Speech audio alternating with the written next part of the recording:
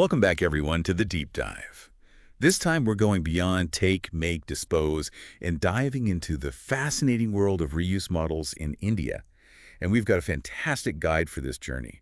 The Reuse Models in India, Landscape Assessment, a report published just this past April by the Confederation of Indian Industry. Oh, it's a truly insightful report. And the fact that it's backed by UK research and innovation, India speaks volumes about the growing momentum behind reuse solutions there. Definitely. So basically, we're aiming to equip you with a solid grasp of what's actually happening on the ground. Consider this deep dive, your express lane to becoming well-versed in the world of reuse models in India. And Express Lane, I like that. Ready to hit the gas? Let's go. Now, we've all heard the buzzword reuse, but what does it really mean in practice, especially when we talk about packaging? Well, think about it. India has a rich history of reuse, like those traditional refillable milk bottles. It's ingrained in the culture. Right. What we're seeing now is a shift towards more formalized and innovative reuse models. Yeah, it's like taking those time-tested practices and giving them a modern twist. But beyond the feel-good factor, why should we really care about reuse? What makes it so significant? The environmental benefits are undeniable, of course. Less waste translates to less plastic pollution, clogging up landfills and oceans. And since reusing something requires less energy than producing new stuff, we're also talking about a significant reduction in greenhouse gas emissions. So it's eco-friendly, check. But this report also hints at some serious economic advantages of reuse. Whoa, absolutely. Consider this. When businesses don't have to constantly churn out new packaging, they save money. And on top of that, there's the potential for job creation in areas like collection, cleaning, and refilling. It's a win-win situation, both for the environment and the economy. That makes a lot of sense. So we're talking environmental benefits, economic perks, I'm sold. Now let's break down the different types of reuse models. The Ellen MacArthur Foundation, a real leader in circular economy thinking, has pinpointed a few key ones, right? They have, and they've outlined four main types of consumer-facing reuse models: refill at home, refill on the go, return from home, and return on the go. Starting with refill at home, imagine you order laundry detergent online, but instead of getting a new plastic jug each time, you receive a concentrated refill pouch. You simply mix that with water in your existing container. Oh, I see. That would definitely cut down on waste, especially those bulky plastic jugs. It's like a modern spin on the old milk delivery system. What about refill on the go? Picture this: a mobile refill station. Maybe a truck or a cart equipped with dispensers for things like shampoo, cleaning liquids, or even cooking oil. It comes right to your neighborhood, allowing you to refill your containers then and there. That's so convenient. It's like a farmer's market, but for refills. Okay, what about the return models? How do those work? Return from home is quite similar to a milk delivery, but in reverse. Let's say you finish a jar of peanut butter. You leave the empty jar outside. The company collects it, cleans it, and refills it for the next customer. A seamless loop. A subscription service for reusable packaging. I love it. All right, last but not least, return on the go. This one often involves a deposit return system. You buy a beverage in a reusable bottle, pay a small deposit, and when you return the bottle to a designated collection point, you get your deposit back. It encourages people to return the packaging and prevents it from becoming litter. Smart. Makes you think twice before tossing that bottle in the bin. All right, so we've got our four reuse models down.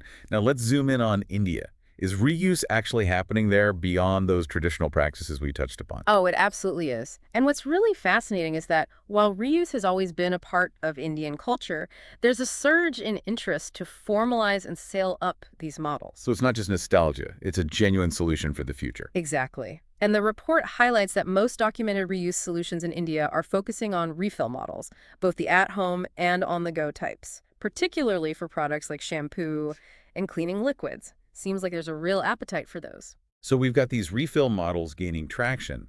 Are any big brands, the household names, hopping on the reuse train? You bet. Bisleri, a major player in the bottled water market, is actually offering a return-from-home model for their refillable bottles, a clear sign that even established companies are seeing the potential of reuse. That's pretty encouraging. Feels like things are moving in the right direction. But scaling any new initiative, especially in a country as vast and diverse as India, must come with its own unique set of challenges. Of course, scaling reuse in India means tackling hurdles like consumer perception and the logistical complexities of densely populated areas. The key lies in striking that perfect balance between affordability, convenience, and sustainability. Okay, so we've laid the groundwork, we've got a sense of the landscape in India, but what I'm really eager to hear about are those real-world success stories, the innovators making reuse a reality in India. Let's dive into those in part two. So you mentioned some real-world success stories happening in India. Can we hear about those? Absolutely. One that really stands out is Refillable. It's a startup piloting different reuse models since 2020. They've actually partnered with both big and small brands, reaching millions of people in cities like Mumbai, Bangalore, and Lucknow. Refillable. I like it. Straight to the point. What kind of products are they working with? Everything from cleaning liquids and personal care products to even food containers in a subscription model. But their mobile refill trucks, especially in Bangalore and Lucknow, really caught my eye. Mobile refill trucks. It's like a modern-day milkman, but for, like, all your household essentials. Tell me more. So in Bangalore, they joined forces with Hasiru Dala Innovations. It's a social enterprise empowering waste workers. They hit the streets with a truck equipped with, get this, 7 refill stations for various home care liquids like laundry detergent and hand wash. That's so cool. Bringing sustainable solutions right to people's doorsteps. Mm. Was it hard to convince people to try it out? I mean, changing shopping habits can be tough. It definitely takes some effort. They used a mix of social media marketing and strategically they parked their refill trucks in malls and apartment complexes, maximizing visibility and convenience. So meeting people where they are and making sustainable choices easier. Did they run into any unexpected challenges in Bangalore? Well, they did learn that changing consumer behavior is no easy feat. People are often attached to those familiar brands and sensitive to price changes. They realized that consumers were more open to trying refill if it involved brands they already trusted and at a price point that felt comfortable. Makes sense. It's all about making those sustainable choices as frictionless as possible. What about logistics? I imagine that could be a big obstacle in a city like Bangalore. Oh, absolutely. The density of orders in an area played a huge role in cost effectiveness. If the truck had to travel too far between deliveries, it just wasn't feasible. That classic last mile delivery problem. You need enough customers in a tight area.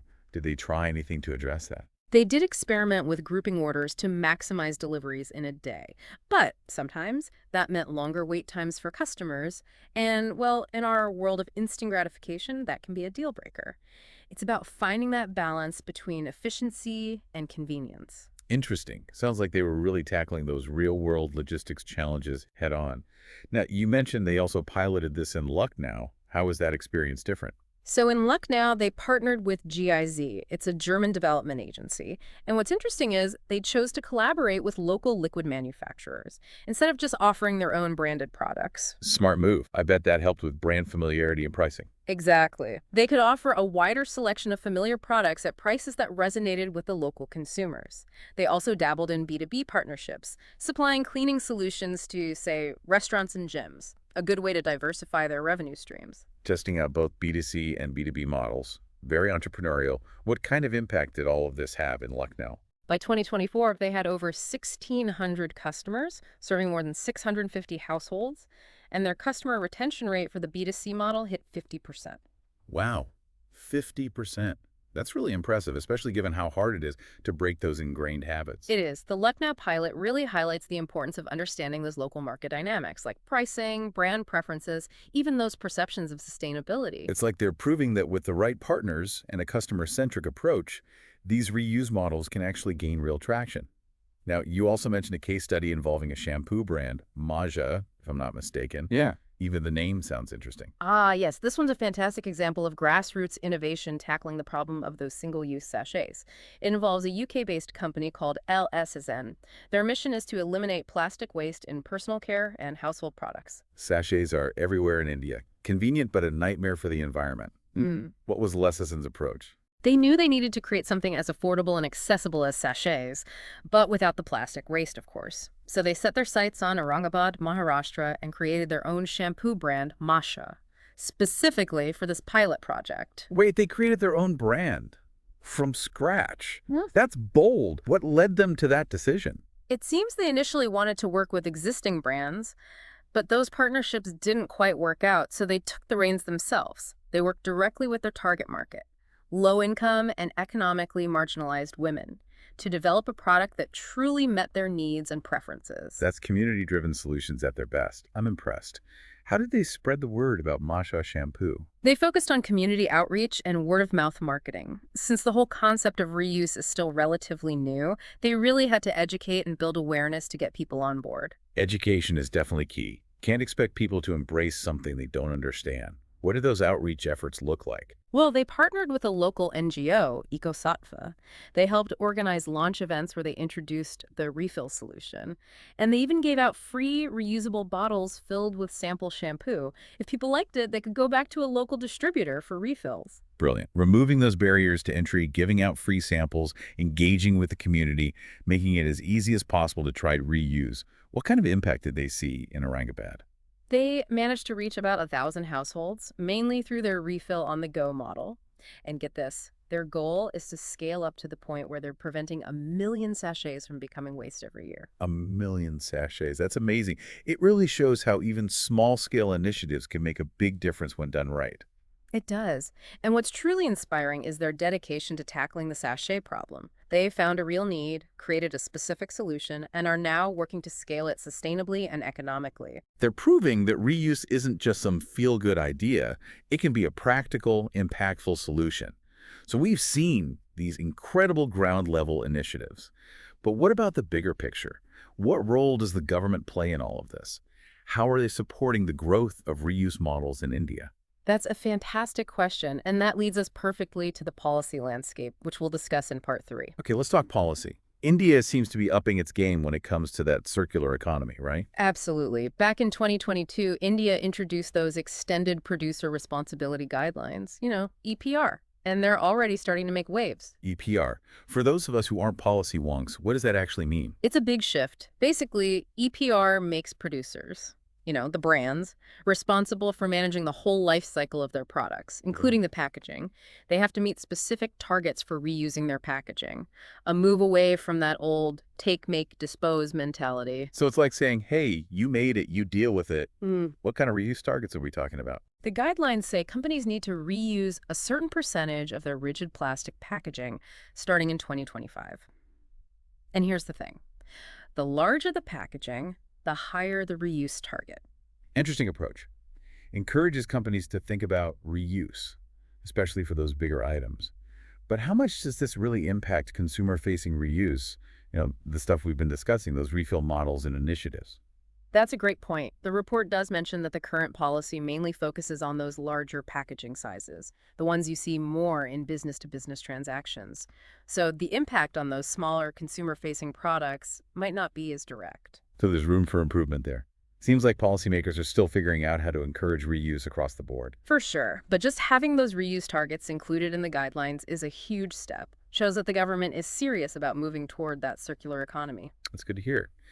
Any other policies or initiatives worth mentioning? Yeah. The Food Safety and Standards Authority of India, the FSSAI, they've put regulations in place that require reusable plastic and glass containers above a certain size to be durable. Easy to clean or disinfect, too. Makes sense. Can't compromise on hygiene, especially with food packaging. So it sounds like the policy landscape is slowly but surely catching up with those goals of reuse and circular economy. But I'm curious, this whole shift towards reuse, how does it affect the informal waste sector in India? They play such a crucial role in the waste management system there. That's an essential point. India's waste management relies heavily on those informal waste workers, the ones who collect, sort, and recycle materials. Any move towards a reuse-focused model has to factor in their livelihoods. Right. Sustainable solutions shouldn't hurt anyone's well-being. Uh-huh. What does the report say about making this transition fair and equitable? The report stresses the need to integrate those informal waste workers into these new reuse models. It even highlights the perspectives of some women waste workers in Pune who participated in a workshop about reuse. Fantastic.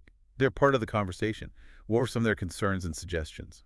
Their input was so valuable. They pointed out that some past initiatives, like zero-waste stores, actually reduced their income because there was less recyclable material for them to collect. That's tough. You want to reduce waste, but not at the expense of people's jobs.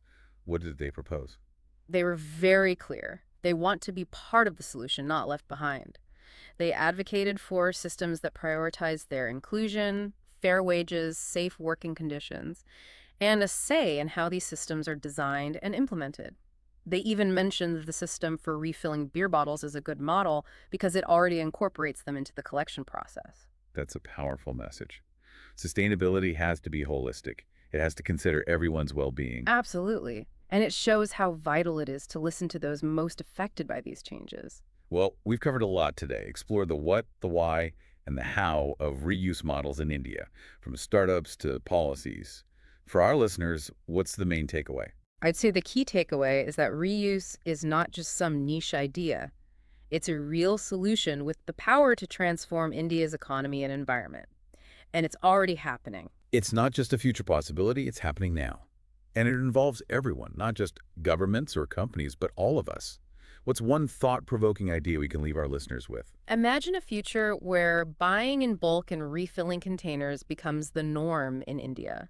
A future where those single-use sachets are a thing of the past, replaced by convenient and sustainable refill systems. It's about rediscovering those traditional practices, like those refillable milk bottles, bringing them into a modern circular economy. Exactly. It's about changing how we think about consumption and making choices that are good for both people and the planet. Well said. Thanks for joining me on this deep dive into reuse models in India. It's been eye-opening. My pleasure. Keep learning, keep questioning, and keep diving deep.